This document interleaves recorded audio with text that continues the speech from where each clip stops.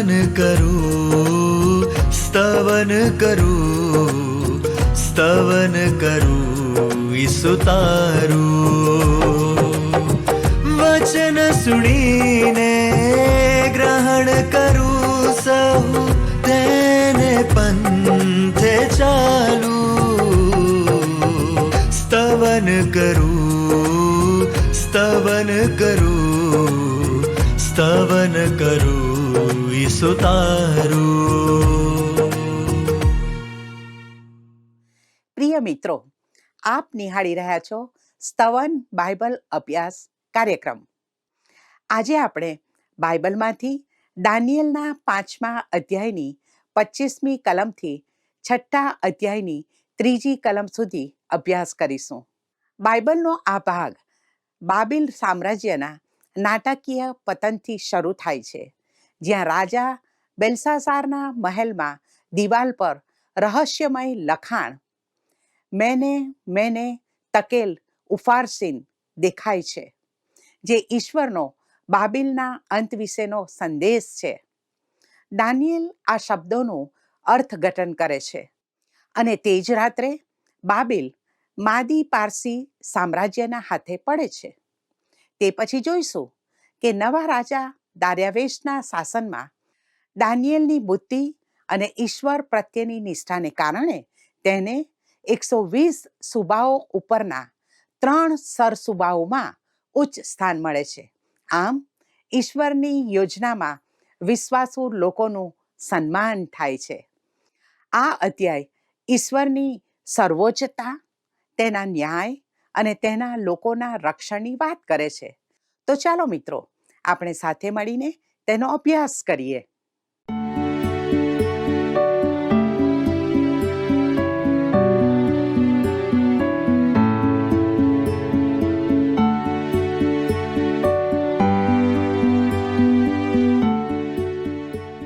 વાલા દર્શક મિત્રો, નમસ્કાર. આજના સ્તવન કાર્યક્રમમાં આપને મળીને મને ખૂબ આનંદ થાય છે. મિત્રો, હું આશા રાખું છું કે આપ સર્વ મજામાં હશો. અને વાલા દર્શક મિત્રો, તમારામાંથી ઘણા બધા મિત્રો અમારી સાથે નિયમિત રીતે જોડાયેલા છે, તેનો મને પુષ્કળ આનંદ છે. અને હા, આપ સર્વને અભિનંદન કે જેઓ અમને નિયમિત રીતે ફોન કરે છે અને અમને ઉત્તેજન પૂરું પાડે છે. વાલા દર્શકો, આજે આપણે પવિત્ર ગ્રંથ બાઇબલના દાનિયેલના પુસ્તકમાં આગળ વધતા વધતા 5મા અધ્યાયનો અભ્યાસ પૂરો કરીશું. તો આવો આજના અભ્યાસમાં આગળ વધતા પહેલા આપણે પ્રાર્થના કરીએ. વાલા પ્રભુજી, અમે તમારો આભાર માનીએ છીએ, કારણ કે તમે અમને આ એક તક આપી કે અમે તમારા વચનનો અભ્યાસ કરીએ. અમારી પ્રાર્થના છે તમે આ અભ્યાસમાં અમને મદદ કરો અને આ અભ્યાસ દ્વારા અમે આત્મિક રીતે ઉન્નતિ પ્રાપ્ત કરીએ. અમારી આ પ્રાર્થના ઈસુના નામમાં માગીએ છીએ. આમેન. વાલા દર્શક મિત્રો, આજના અભ્યાસનો વિષય છે કે દાનિયેલ દિવાલ પર લખેલા એક લેખનું અર્થઘટન કરે છે. તો આવો આપણે દાનિયેલનું પુસ્તક તેનો 5મો અધ્યાય 25 અને 26 કલમને વાંચીએ. હવે જે લેખ લખવામાં આવ્યો તે આ છે: મેને મેને તકેલ ઉફારસીન. એ લેખનો અર્થ આ છે. મેને એટલે દેવે આપના રાજ્યની ગણના કરી છે ને તેનો અંત આણ્યો છે. વાલા મિત્રો, મેને શબ્દનું અર્થઘટન ગણના તરીકે કરવામાં આવ્યું છે. મિત્રો, તેનો ઉલ્લેખ 2 વાર થયો છે.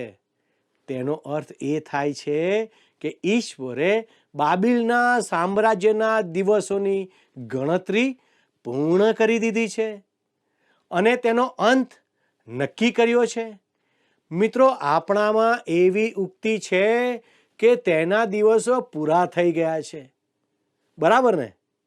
જે આ વિચારને સ્પષ્ટ કરે છે. વાલા દર્શક મિત્રો, પવિત્ર ગ્રંથ બાઇબલમાં ગીતશાસ્ત્રનું પુસ્તક તેના 90મા અધ્યાયની 12મી કલમમાં આપણે વાંચીએ છીએ, તું અમને અમારા દિવસ એવી રીતે ગણવાને શીખવ કે અમને જ્ઞાનવાળું હૃદય પ્રાપ્ત થાય. વાલા દર્શક મિત્રો, ફક્ત ઈશ્વર જ જાણે છે કે આપણા જીવનના દિવસોની સંખ્યા કેટલી છે. વાલા દર્શક મિત્રો, અને ક્યારે આપણી પૃથ્વી પરની મુસાફરી પૂરી થશે. વાલા દર્શકો, મેને નો અર્થ છે કે ઈશ્વરે બાબિલના સામ્રાજ્યના દિવસોની ગણતરી કરી લીધી છે. તે દરેક ક્ષણ અને દિવસનો હિસાબ રાખે છે. ઈશ્વરે પહેલેથી જ નક્કી કરી લીધું છે કે આપણા જીવનના દિવસો કેટલા હશે અને આપણે તેમાં કોઈ ફેરફાર કરી શકતા નથી. વહાલાઓ, હવે આપણે 27મી કલમને વાંચીએ. તકેલ એટલે માપ ત્રાજવામાં તોળાયા છો ને કમતી માલુમ પડ્યા છો. વહાલાઓ, તકેલ શબ્દનો સરળ અર્થ છે તોલવું. મિત્રો, બાબિલના સામ્રાજ્યને ઈશ્વરના માપદંડ પર તોલવામાં આવ્યું અને તે ખૂબ જ ઓછું જણાયું. બાબિલના લોકો ઈશ્વરની નજરમાં અયોગ્ય ઠર્યા કારણ કે તેમનું વજન અપૂરતું હતું. ઈશ્વર બાબિલના સામ્રાજ્યને ઉચ્ચ સ્થાને લઈ ગયા હતા, પરંતુ હવે તેને નીચે લાવવાના હતા કારણ કે તે ઈશ્વરના ધોરણો મુજબ ખરું ઉતર્યું ન હતું. વાલા દર્શક મિત્રો, પવિત્ર ગ્રંથ બાઇબલના પ્રકટીકરણના પુસ્તકના અધ્યાય 2 અને અધ્યાય 3માં આસિયાની 7 મંડળીઓનો ઉલ્લેખ છે. ત્યાં પ્રભુ ઈસુ દીવીઓની વચ્ચે ઊભેલા જોવા મળે છે, જે આ મંડળીઓનું પ્રતીક છે. તેઓ ભૂંડાઈને દૂર કરે છે, તેલ રેડીને મંડળીઓને પ્રકાશિત રાખે છે અને જે દીવીઓ પ્રકાશ આપવામાં નિષ્ફળ જાય છે તેમને હટાવી અથવા હોલવી દે છે. મારા પ્રિય દર્શક મિત્રો, પ્રભુ ઈસુ ખ્રિસ્ત આજની મંડળીઓનો પણ ન્યાય કરે છે. તેઓ આપણને દૈવી ત્રાજવામાં તોલે છે અને દરેક મંડળીને કહે છે, પસ્તાવો કરો કારણ કે તમે કમતી જણાયા છો. આ વાત તેઓ આપણને પણ કહી રહ્યા છે. આપણું ન્યાયપણું માત્ર અપૂરતું જ નહીં, પરંતુ મેલા ચિથરા જેવું છે. ફક્ત પ્રભુ ઈસુ ખ્રિસ્તનું ન્યાયપણું જ ઈશ્વરની કસોટીમાં ખરું ઉતરે છે.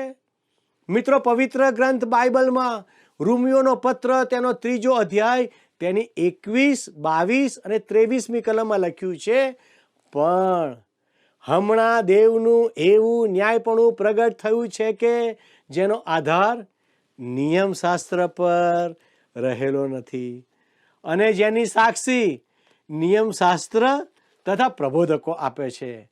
એટલે દેવનું ન્યાયપણું જે ઈસુ ખ્રિસ્ત પરના વિશ્વાસ વડે સર્વ વિશ્વાસ કરનારાઓને માટે છે તે. કેમ કે એમાં કંઈ પણ ભેદ નથી, કારણ કે સઘળાએ પાપ કર્યું છે અને દેવના મહિમા વિશે સઘળા અધૂરા રહે છે. આમ ઈશ્વર માનવજાતના કૃત્યોને તોલે છે. ઈશ્વર માનવજાતના કૃત્યોની નોંધ કરે છે. ઈશ્વર માનવજાતના કૃત્યોને ધ્યાનમાં લે છે. વાલા દર્શક મિત્રો, આવો આપણે દાનિયેલનું પુસ્તક તેનો 5મો અધ્યાય અને 28મી કલમને નિહાળીએ. ત્યાં આ પ્રમાણે નોંધ્યું છે, પેરસ એટલે આપના રાજ્યના વિભાગ પાડવામાં આવ્યા છે ને તે માદીઓને તથા ઈરાનીઓને આપવામાં આવ્યું છે. મિત્રો, પેરસ શબ્દ દાનિયેલ 5 અને 25માં વચનમાં આવતા ઉફારસીનનું એક વચન સ્વરૂપ છે અને તેનો અર્થ વિભાગ થાય છે. તેનો મતલબ એ થયો કે બાબિલનું સામ્રાજ્ય હવે વહેંચાઈ જશે અને માદીઓ તેમજ ઈરાનીઓને આપવામાં આવશે. મિત્રો, બીજા શબ્દોમાં સોનાનું માથું એટલે બાબિલ દૂર થઈ ગયું છે અને હવે ચાંદીના હાથનો સમય આવ્યો છે. ઈશ્વર પૃથ્વીના તમામ સામ્રાજ્યો પર સર્વોચ્ચ સત્તા ધરાવે છે. મિત્રો, પવિત્ર ગ્રંથ બાઇબલમાં હજકીએલ પ્રબોધકના પુસ્તકના 21મા અધ્યાયની 27મી કલમમાં લખ્યું છે કે હું ઉલટાવી નાખીશ. જે હકદાર છે તે આવશે, ત્યાં સુધી એ સ્થિતિ પણ રહેવાની નથી, અને હું તે તને આપીશ. ઈશ્વર ખ્રિસ્તના આગમન સુધી સામ્રાજ્યોને ઉથલાવતા રહેશે.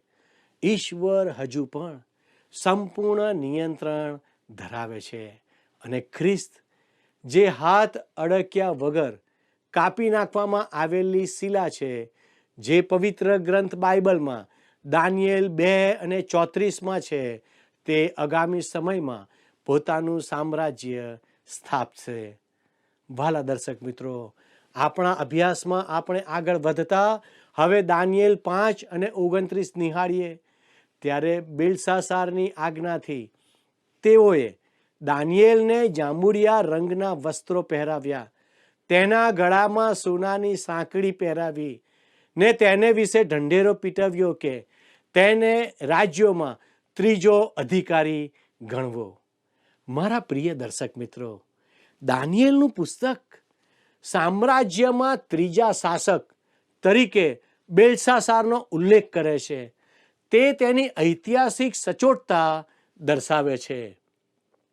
નબોનીદસ ખરેખર બાબિલનો રાજા હતો, જ્યારે બેલ્શાસાર જે નબુખાદનેસ્સારનો પૌત્ર હતો, તે સામ્રાજ્યમાં બીજા ક્રમનું પદ ધરાવતો હતો.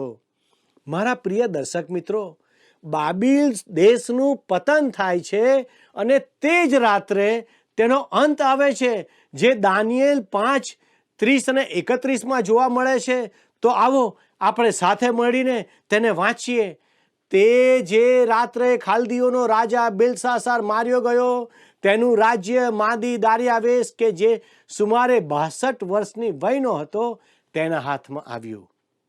વાલા દર્શકો, બેલ્શાસારની મિજબાની ચાલતી હતી ત્યારે માદીઓનું સૈન્ય બાબિલના કોટની નીચેની નહેરોમાં કૂચ કરી રહ્યું હતું. જેમ પહેલા મેં તમને કહ્યું હતું તેમ શહેરના કોટની નીચે પાણી નહેર હતી, જે દ્વારા પાણી શહેરમાં લાવવામાં આવતું હતું. હવે તે પાણીને અટકાવીને પાછું યુફ્રેટીસના મુખ્ય પ્રવાહમાં પાછું ભેળવી દેવામાં આવ્યું હતું. ગોબ્રિયાસ નામનો સેનાપતિ પોતાના સૈન્યને રાજમહેલ તરફ દોરી ગયો. વાલા દર્શક મિત્રો, ઇતિહાસ નોંધે છે તે પ્રમાણે ચોકીદારો કશું ખોટું થઈ રહ્યાની નોંધ કરે તે પહેલા તે અને તેના માણસો શહેરના મધ્ય ભાગમાં પહોંચી ગયા હતા. કેટલું ડરામણું અને કેટલું અદ્ભુત તેઓનું આયોજન! મારા દર્શક મિત્રો, ગ્રીક ઇતિહાસકાર જેનોફોને વૈશ્વિક ઇતિહાસમાં ઈરાનીઓએ કેવી રીતે શહેર પર કબજો મેળવ્યો હતો તેની નોંધ કરી છે. વાલા દર્શકો, બેલ્શાસારની હત્યા કરવામાં આવી કારણ કે તે ઈશ્વરના ત્રાજવામાં તોડાયો અને કમતી માલુમ પડ્યો. ઈશ્વર પોતાના માપદંડોનો ઉપયોગ કરીને ન્યાય કરે છે. તે મને અને તમને કહે છે કે સઘળાએ પાપ કર્યું છે અને દેવના મહિમા વિશે સઘળા અધૂરા રહે છે, જે રોમન 3:23 જોવા મળે છે. પ્રિય દર્શક મિત્રો, આપણે ઈશ્વરના ધોરણોમાં ખરા ઉતરતા નથી. આપણે ભટકી ગયા છીએ, પણ આપણે યાદ રાખીએ કે ઈશ્વર આપણને તારણ આપે છે. બેલ્શાસારે ઈશ્વરનો નકાર કર્યો અને તેનો અંત આવ્યો. પ્રિય મિત્રો, દારિયાવેશ માદી જે ચાંદીનો ભાગ બતાવે છે, તેણે અચાનક હુમલો કરીને બાબિલનો નાશ કર્યો. પવિત્ર ગ્રંથ બાઇબલમાં યશાયા પ્રબોધકના પુસ્તકમાં 21મા અધ્યાયમાં યશાયા પ્રબોધકે બાબિલના પતનની ભવિષ્યવાણી કરી હતી. ભવિષ્યમાં પણ પ્રકટીકરણનું પુસ્તક 18મા અધ્યાયમાં વર્ણવ્યા પ્રમાણે ઈશ્વરના હાથે બીજા બાબિલનું પતન થશે અને માણસની બડાસ મારતી સંસ્કૃતિનો અંત આવશે. પ્રિય મિત્રો, હવે આપણે દાનિયેલના 6થા અધ્યાયનો અભ્યાસ શરૂ કરીએ. અને આ 6થા અધ્યાયનો વિષય છે માદી દારિયાવેશના શાસનમાં દાનિયેલનું સ્થાન, દાનિયેલનો નાશ કરવાનું કાવતરું.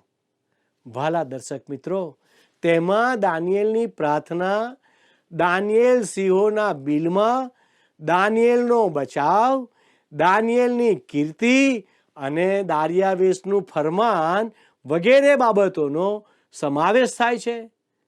દાનિયેલના પુસ્તકનો 6થો અધ્યાય પવિત્ર ગ્રંથ બાઇબલમાં ખૂબ જ જાણીતો ભાગ છે.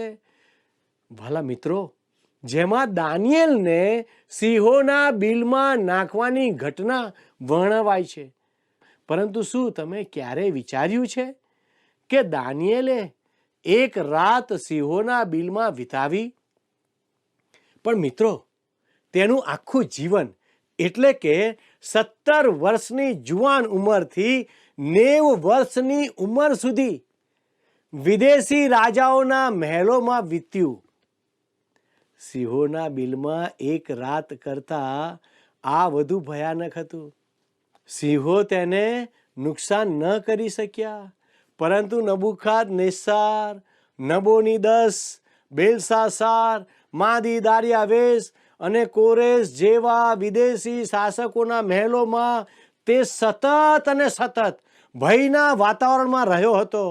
આ જે રાતો હતી તે બધી ભયાનક રાતો હતી, પરંતુ સિંહોના બિલમાં રહેવાની રાતનો અનુભવ પણ એક અજાયબ હતો.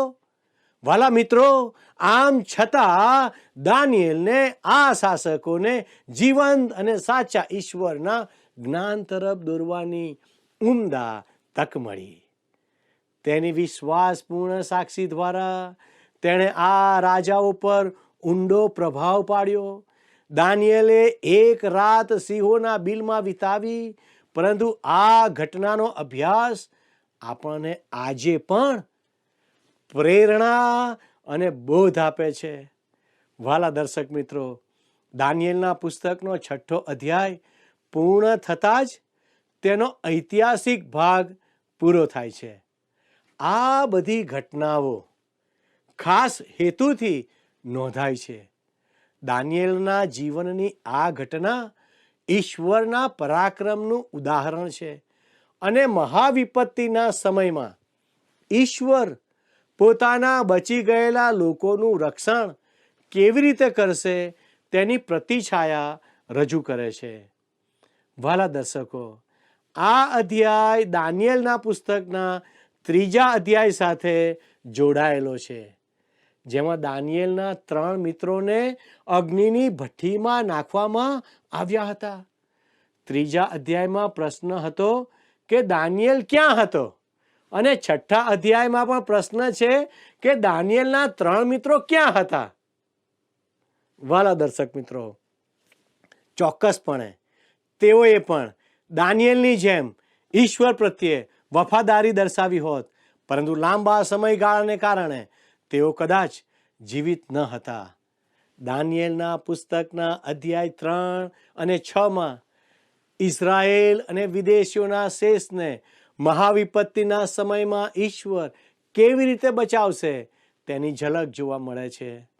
અધ્યાય 3માં માણસોની ધૃણા અને સતાવણીના દબાણ પર ભાર મૂકવામાં આવ્યો છે, જ્યારે અધ્યાય 6માં શૈતાનની ધૃણા અને સતાવણી પર ધ્યાન કેન્દ્રિત કરવામાં આવ્યું છે.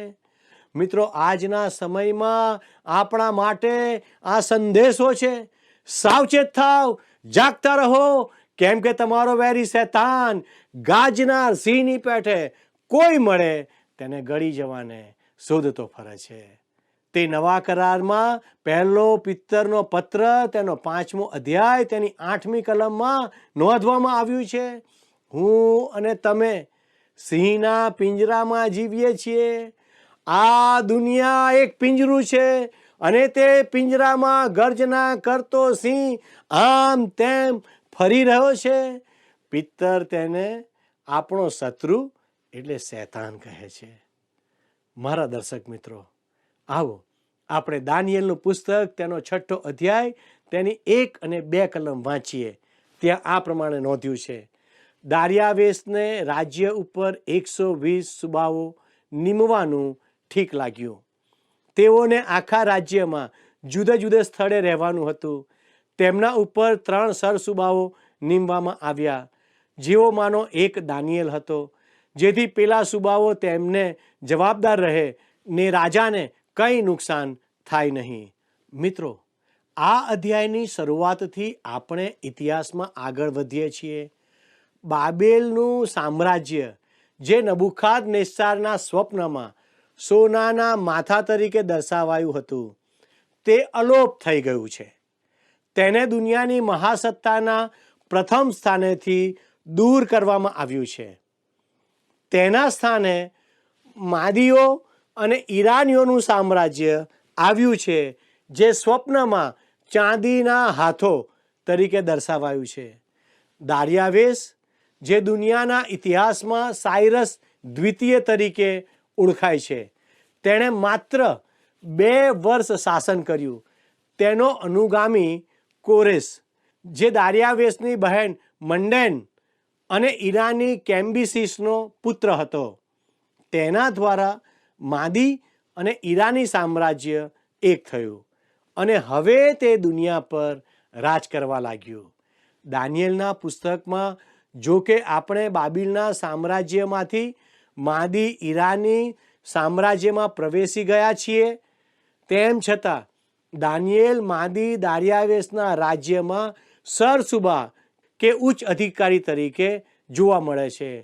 જ્યારે આપણે બીજા અધ્યાયમાં વિવિધ ધાતુઓ, સોનું, ચાંદી, પિત્તળ, લોઢું અને માટીની બનેલી મૂર્તિ વિશે જોતા હતા, ત્યારે તે સામ્રાજ્યોની ગુણવત્તામાં સતત ઘટાડો જોવા મળે છે.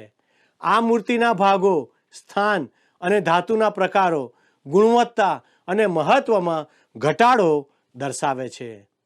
મિત્રો, અહીં સ્પષ્ટ છે કે માદી ઈરાની સામ્રાજ્ય એટલે ચાંદી નબુખાદનેસ્સારના બાબિલના સામ્રાજ્ય એટલે સોના કરતાં ઉતરતી કક્ષાનું છે.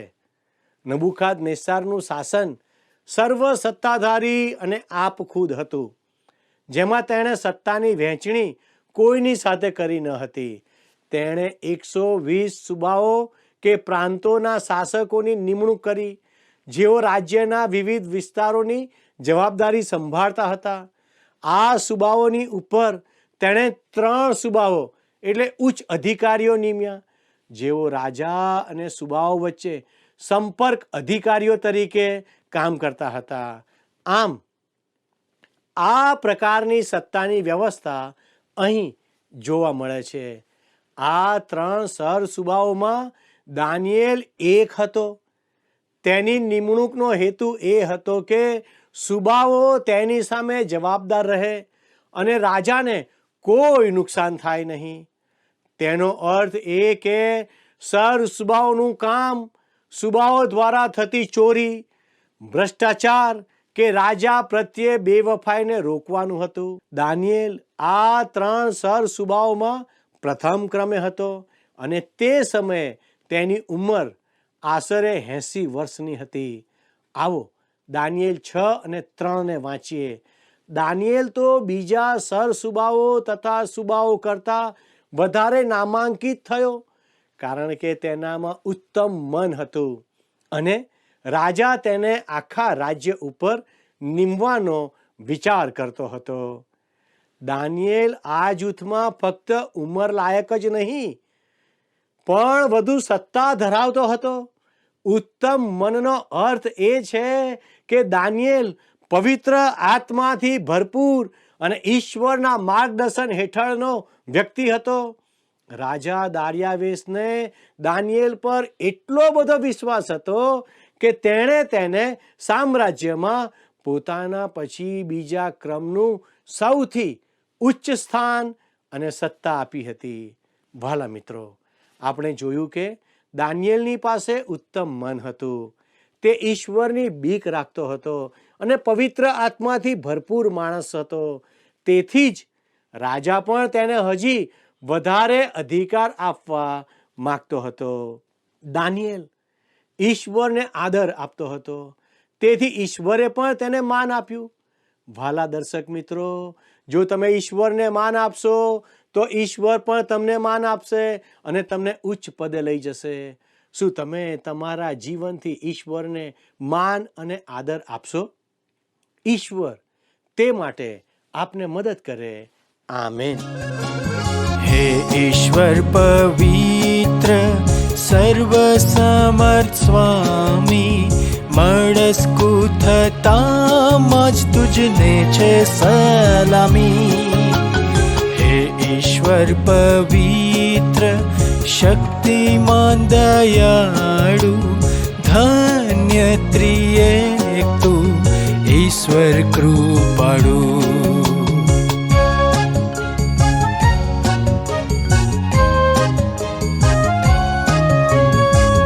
ઈશ્વર પવિત્ર સંતો સેવા કરે, ચળકતા સાગર રાસપા સુવર્ણ તાજ ધરે.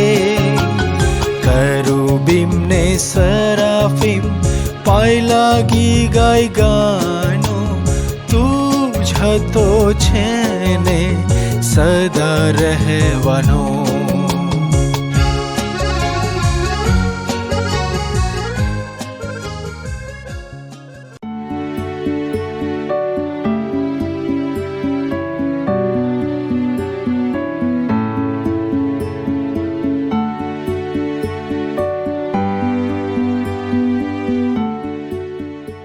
વહાલા દર્શક મિત્રો, આજના કાર્યક્રમમાં આપણે દાનિયેલની અદ્ભુત વાર્તા જોઈ, જે બાબેલના પતનથી લઈને દાનિયેલના ઉચ્ચ સ્થાન સુધીની યાત્રા દર્શાવે છે. મેને તકેલ ઉફારસીન, આ શબ્દો આપણને યાદ અપાવે છે કે ઈશ્વરનો ન્યાય અચૂક છે અને કોઈ પણ સામ્રાજ્ય તેની ઈચ્છાની સામે ટકી શકતું નથી. બીજી તરફ દાનિયેલનું ઉત્તમ મન અને ઈશ્વર પ્રત્યેની અટલ નિષ્ઠા આપણને બતાવે છે કે ઈશ્વર તેના વફાદાર સેવકોને હંમેશા ઉચ્ચ સ્થાને લઈ જાય છે. આ વાર્તા આપણને પ્રેરણા આપે છે કે ઈશ્વરની યોજનાઓમાં વિશ્વાસ રાખવો અને તેની ઈચ્છા પ્રમાણે જીવવું એ જ જીવનનો સાચો હેતુ છે. હા મિત્રો, દાનિયેલની જેમ તમે પણ તમારા જીવનનો હેતુ નક્કી કરો. વાલા મિત્રો, આજનું પ્રસારણ જો આપને ગમ્યું હોય તો અમને ફોન અથવા વોટ્સએપ મેસેજ જરૂર કરશો. અમારા પ્રતિનિધિ આપની સાથે વાત કરશે. મિત્રો, આજનો પ્રશ્ન છે, દારિયાવેશ કેટલા વર્ષની ઉંમરે રાજા બન્યો? એ 61 વર્ષ, બી 63 વર્ષ, સી 62 વર્ષ, ડી 72 વર્ષ. મિત્રો, ગત પ્રશ્નનો જવાબ છે એ માણસના હાથની. અમારા આજના પ્રશ્નનો જવાબ મોકલવા માટે અમારો ફોન નંબર છે 94 29 37 56 10, 9429375610. આપનો જવાબ ઝડપથી આ નંબર પર અમને મોકલી આપશો. આભાર. શું તમને આ કાર્યક્રમ ગમ્યો? અત્યારે જ અમને મિસ કોલ કરો.